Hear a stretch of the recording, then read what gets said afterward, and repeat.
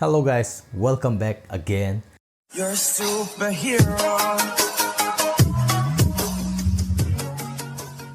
Ngasi amuk mayam punna yengminagadoriba isai sidi Sheisakpani Kaorure hairiba isai sine aina hek thoklakhibaga yengena khanba isai ni adubu matamgi matungina aije kauthokre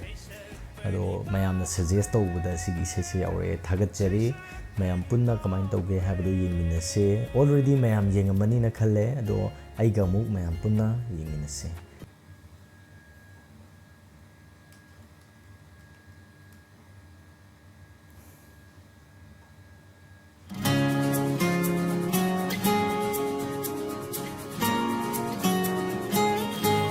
Sheisakpani Kaorure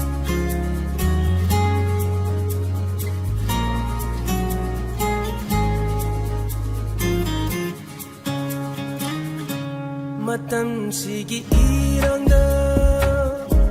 hingnabai pambai thiringai or my type pede thamui sina pamjarasu lamnarak pagum oirare fida amma miyamna pibiramba tangoi oina irangduna chaglatpada Lagi sim lay.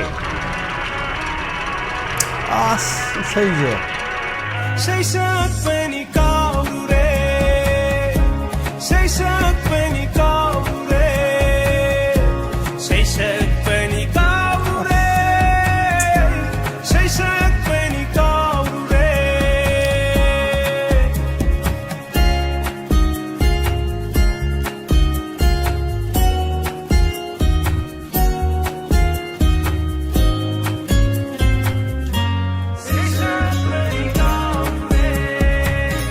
Sheisakpani Kaorure mayek se yam phajaba hai tare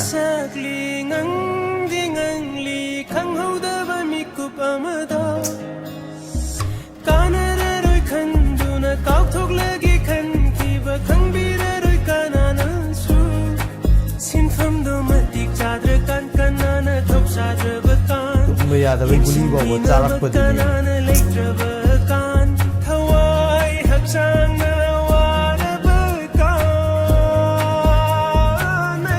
Sheisakpani Kaorure Sheisakpani Kaorure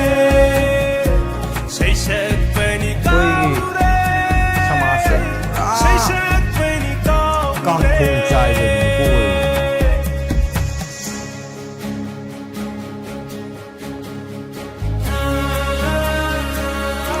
ko hojik kumai rau khara tawdusina koigi khanagi punsidu leire habdi sumya yaro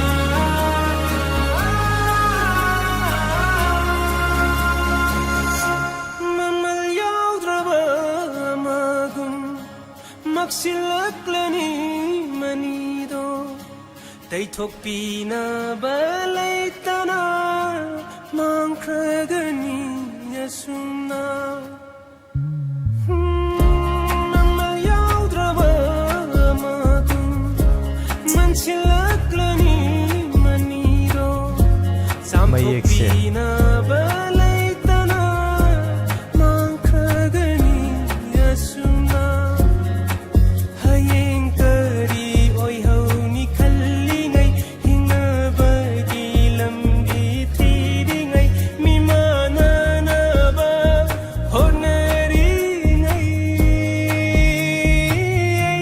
Sheisakpani Kaorure Sheisakpani Kaorure Sheisakpani Kaorure Sheisakpani Kaorure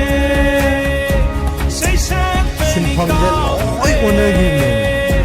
Sheisakpani Kaorure Sheisakpani Kaorure Sheisakpani Kaorure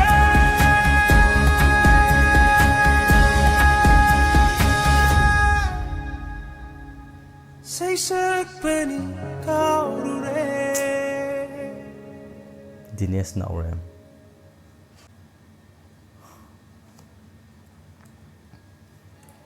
हम कहीं से में हम ꯑꯩꯈꯣꯏꯒꯤ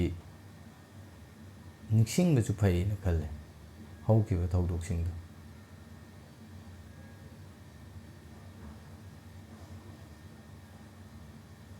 ꯅꯤꯡꯁꯤꯡꯂꯨꯕꯗ ꯌꯥꯝꯅ ꯅꯨꯡꯉꯥꯏꯇꯕ ꯊꯧꯗꯣꯛ ꯉꯥꯛꯇꯅꯤꯀꯣ ꯂꯤꯂꯥ ꯗ꯭ꯔꯃꯥ ꯏꯁꯩ ꯁꯛꯄ ꯀꯂꯥꯀꯥꯔ ꯃꯌꯥꯝꯗꯣ ꯃꯤꯠꯇ ꯎꯔꯨꯕꯗ ꯃꯇꯝꯗꯨꯗ ꯍꯧꯖꯤꯛꯇꯤ ꯂꯣꯏ ꯇꯞ ꯇꯞꯅ ꯀꯥꯎꯅꯔꯕ ꯃꯥꯜꯂꯦꯀꯣ ꯃꯌꯥꯝꯁꯦ ꯍꯥꯏꯗꯤ ꯃꯇꯝꯗꯨꯗ ꯂꯥꯟꯗꯨꯅ ꯑꯁꯤ ꯑꯅꯥ ꯃꯌꯥꯝ ꯑꯃ ꯑꯃꯥꯡ ꯑꯇꯥ ꯃꯌꯥꯝ ꯑꯃ ꯊꯣꯛꯍꯜꯂꯕ ꯃꯇꯨꯡꯗ ꯑꯗꯨꯒꯤ ꯅꯥꯀꯟꯗ ꯑꯗꯨꯒꯤ ꯋꯥꯡꯃꯗ ꯂꯥꯟ ꯊꯦꯡꯅꯕ ꯆꯠꯂꯤ ꯆꯠꯇꯦ ꯍꯥꯏꯅꯔꯤꯉꯩ ꯇꯥꯂꯛꯇ ꯍꯤꯡꯕꯒꯤ ꯂꯥꯟꯐꯝ ꯊꯦꯡꯅꯈꯤꯕ ꯍꯤꯡꯅꯅꯕꯒꯤ ꯂꯥꯟꯐꯝꯗ ꯂꯥꯟꯊꯦꯡꯅꯔꯤꯕ ꯍꯥꯏꯇꯥꯔꯦꯅꯦ ꯂꯥꯟꯗꯨꯅ ꯃꯔꯝ ꯑꯣꯏꯔꯒ ꯑꯋꯥꯕ ꯄꯤꯒꯗꯕ ꯃꯥꯏꯀꯩꯁꯦ ꯂꯩꯈꯤꯗꯦꯀꯣ ꯁꯥꯇ꯭ꯔ ꯑꯉꯥꯡ ꯃꯆꯥꯗꯒꯤ ꯍꯧꯔꯒ ꯈ꯭ꯋꯥꯏꯗꯒꯤ ꯑꯍꯟ ꯐꯥꯎꯕ ꯍꯥꯏꯗꯤ ꯃꯁꯥ ꯉꯝꯗꯕ ꯑꯅꯥ ꯑꯌꯦꯛ ꯄꯩꯁా ꯂꯩꯇꯕꯒꯤ ꯃꯇꯥꯡ ꯄꯩꯁా ꯄꯠꯇꯠꯅꯈꯤꯕ ꯃꯇꯥꯡ ꯄꯩꯁꯥ ꯇꯥꯟꯅꯕ ꯍꯣꯠꯅꯒꯦꯁꯨ ꯇꯥꯟꯐꯝ ꯂꯩꯇꯕ ꯌꯥꯝ ꯋꯥꯈꯤꯕꯅꯤ ꯃꯇꯝꯗꯨꯗꯣ ꯈꯪꯗꯦ ꯑꯩꯈꯣꯏ ꯃꯤꯑꯣꯏꯕꯁꯦ ꯇꯝ ꯇꯝꯅ ꯀꯥꯎꯅꯔꯛꯄꯗꯧꯅ ꯇꯧꯕ꯭ꯔꯥ ꯍꯧꯖꯤꯛ ꯂꯩꯔꯤꯕ ꯐꯤꯕꯝꯁꯦ ꯍꯥꯟꯅꯒꯤ ꯐꯤꯕꯝ ꯍꯥꯟꯅꯒꯨꯝ ꯇꯪꯗꯨ ꯂꯩꯇꯥꯅ ꯂꯩꯔꯦ ꯍꯥꯏꯕ ꯐꯤꯕꯝꯗꯨꯗꯤ ꯁꯨꯡꯅ ꯅꯠꯇꯦ ꯑꯗꯣ ꯏꯁꯩ ꯅꯣꯡꯃꯥꯏ ꯈꯔ ꯇꯧꯔꯛꯄ ꯐꯤꯂꯝ ꯈꯔ ꯀꯥꯞꯄ ꯁꯤꯒꯨꯝꯕ ꯃꯌꯥꯝ ꯃꯔꯛꯁꯤꯗ ꯑꯩꯈꯣꯏꯒꯤ ꯀꯩꯊꯦꯜ ꯈꯔ ꯀꯥꯕ ꯁꯤꯒꯨꯝꯕ ꯃꯌꯥꯝ ꯃꯔꯛꯁꯤꯗ ꯍꯥꯟꯅꯒꯤꯁꯤꯡꯗꯣ ꯂꯣꯏꯅꯃꯛ ꯐꯈ꯭ꯔꯦꯅ ꯈꯜꯂꯕ꯭ꯔꯥ ꯈꯪꯗꯦ ꯍꯥꯏꯅꯤꯡꯉꯥꯏ ꯀꯩꯁꯨ ꯂꯩꯇꯦ ꯑꯃꯨꯛꯀ ꯌꯦꯡꯁꯤ ꯃꯌꯥꯝ ꯁꯤꯒꯤ ꯏꯁꯩꯁꯤꯅ ꯎꯠꯂꯤꯁꯦ ꯁꯩꯁꯛꯄ ꯑꯃꯒꯤ ꯔꯣꯜꯗꯨꯅꯤ ꯑꯗꯣ ꯁꯤꯗ ꯎꯠꯂꯤꯁꯤꯗꯤ ꯁꯩꯁꯛꯄ ꯑꯗꯨ ꯈꯛꯇꯒꯤ ꯅꯠꯇꯦ ꯑꯩꯈꯣꯏ ꯈꯨꯗꯤꯡꯃꯛꯀꯤ ꯃꯃꯤꯗꯨꯅꯤ ꯁꯤꯒꯤ ꯏꯁꯩꯁꯤꯗ ꯇꯥꯔꯤꯁꯤ ꯑꯃꯨꯛꯀ ꯌꯦꯡꯁꯤ ꯃꯌꯥꯝ ꯑꯃꯨꯛꯀ ꯌꯦꯡꯁꯤ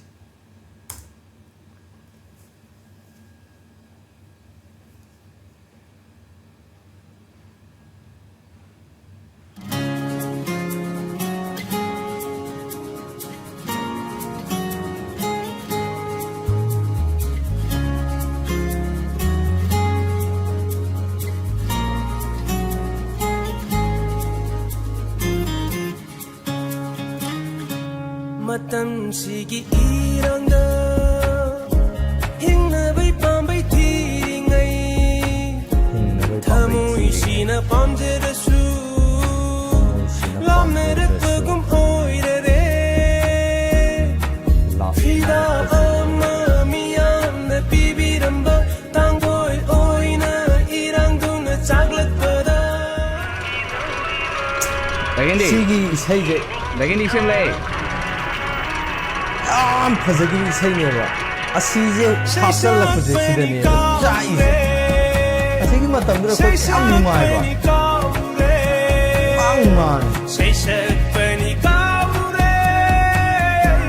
Sheisakpani Kaorure ꯍꯤꯡꯉꯤ ꯍꯥꯏꯕꯁꯦ ꯀꯥꯎꯔꯨꯔꯕ ꯃꯇꯥꯡꯅꯦ ꯍꯥꯏꯇꯥꯔꯦ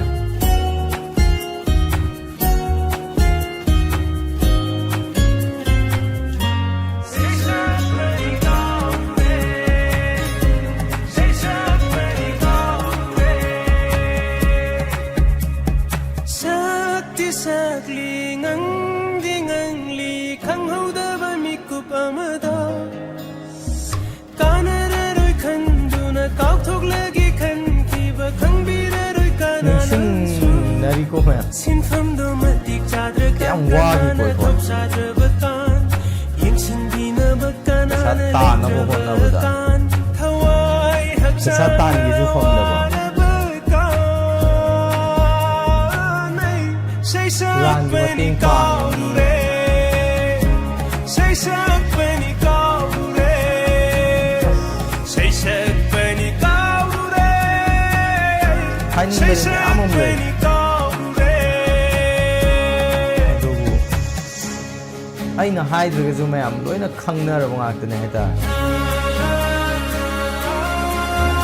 아이는 그거 해야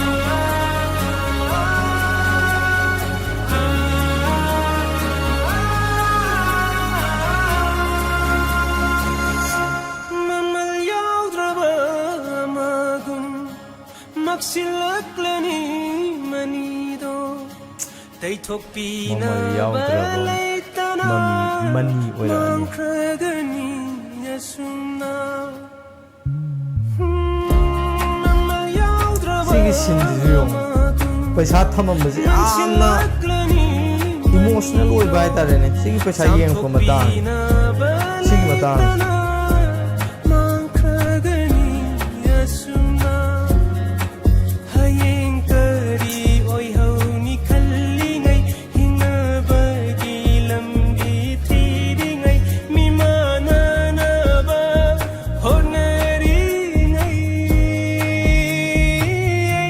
Sheisakpani Kaorure Sheisakpani Kaorure Sheisakpani Kaorure Sheisakpani Kaorure Nila drama yawa mayam amagi Facebook da tholakkiba photo video post mayam dusing Sheisakpani Kaorure tawba yani yaro Sheisakpani Kaorure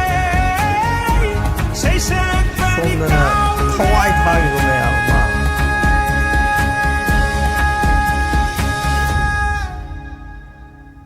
Sheisakpani Kaorure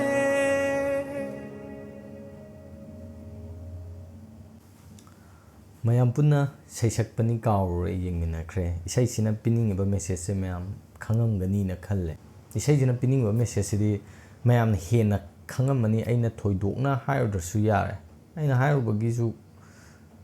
itik leite haitare ado aina sigi isai jigi tanja se lauraga wahai amani dang haijaramge aina class 11 12 graduation master tam lor bawa ai manab je cookie ni khangde ai community je dum palle ko cookie jau du ne ba imanab ai mai ai gi imanab je yam nuksina loinare ai class 11 dai loinar pajna ai hojik so dum loinari yam nuksina loine mai ngonda hai ai maitai lon je khoira bran hai ko mane ngon phone tor kanda maje Churchandpur da leite atopa mafam da lei mana khoi mana hai ne ai je maitai lon je khoira bran adumaina hai ne harak pa hai tare ai mana jina khoi mana ina maitai lon ngang do khara khoire na adu nangonda phone tor ga hangai ne khoira bra ai gi je wang do are da piu ko ado sumaina nungsina na leirambaje adu sigumba mayam ma hai tare ai cookie ne sungkan khande khangju khangde aina khangba kangbu je naga je khangeba naga je ai iman ma do naga ne adune dika ai di naga ne adune da ne ju ayamana kaim khangde ba ai iman ba tinari lore mai kai jati no khopno kai kaim khangde maming khangni lore adu naga wargana naga ne na do cookie adu da je ai kesu khalakte ba ai iman je cookie ne na khangba je mana akhoi lan horpagi chain baje sikanda khangeba aina phone tawraga hangeba noi kamai tawge no adom dadi kesu tawna dabra na hangkan ma ji chili na pai tar odain khal ma ju cookie oi boire na khalle badu wakhal du adu da kaktang ne baina cookie ne na khangi je adu gi mamang dai cookie ne khangde asum yamna nuksina na leiram baje kai dei no khangdaba karai dei no khangdaba nuksit amana oi humdokhi bai tare ado ai aroibda ina haijaning bese khoi hojik normal da sunglei leite normal sungna na te khoina leirije aduna khoi kari tawba ya ge habse khoi gi praja moina di afaba mi than baje sigi makha yam pol hai tar hojik leirije phatte hab na te afaba mi khan baje si yam darkar khoi ꯑꯩꯒꯤ ꯑꯣꯏꯅ ꯑꯔꯣꯏꯕꯗ ꯑꯩꯅ ꯍꯥꯏꯖꯅꯤꯡꯕꯁꯦ ꯃꯇꯨꯡꯗ ꯁꯤꯒꯨꯝꯕ ꯏꯔꯥꯡꯁꯦ ꯊꯣꯛꯇꯕ ꯑꯣꯏꯁꯅꯨ ꯑꯗꯨꯒ ꯊꯣꯛꯈꯤꯕꯁꯤꯡꯗꯨꯁꯨ ꯑꯔꯥꯟꯕꯅ ꯀꯩꯅꯣ ꯑꯆꯨꯝꯕꯅ ꯀꯔꯤꯅꯣꯗꯣ ꯐꯖꯅ ꯈꯪꯉꯕ ꯃꯇꯨꯡꯗ ꯏꯔꯥꯡꯁꯦ ꯂꯣꯏꯁꯤꯟꯈ꯭ꯔꯒ ꯅꯨꯡꯁꯤ ꯆꯥꯟꯅꯅ ꯂꯩꯕꯗꯣ ꯑꯗꯨꯅꯤ ꯈꯧꯔꯥꯡꯅ ꯉꯥꯏꯖꯔꯤꯁꯦ ꯑꯗꯨꯅ ꯃꯇꯨꯡꯗꯁꯨ ꯊꯣꯛꯇꯕ ꯑꯣꯏꯁꯅꯨ ꯍꯥꯏꯕꯁꯦ ꯊꯝꯖꯔꯒ ꯉꯁꯤꯒꯤ ꯑꯣꯏꯅꯗꯤ ꯚꯤꯗꯤꯑꯣꯁꯦ ꯃꯇꯥꯡ ꯁ꯭ꯋꯥꯏꯗ ꯂꯣꯏꯁꯤꯟꯖꯔꯤ ꯄꯨꯝꯅꯃꯛꯄꯨ ꯄꯥꯟꯊꯣꯏꯕꯅ ꯑꯃꯨꯛꯀ ꯍꯟꯅ ꯈꯨꯔꯨꯝꯖꯔꯤ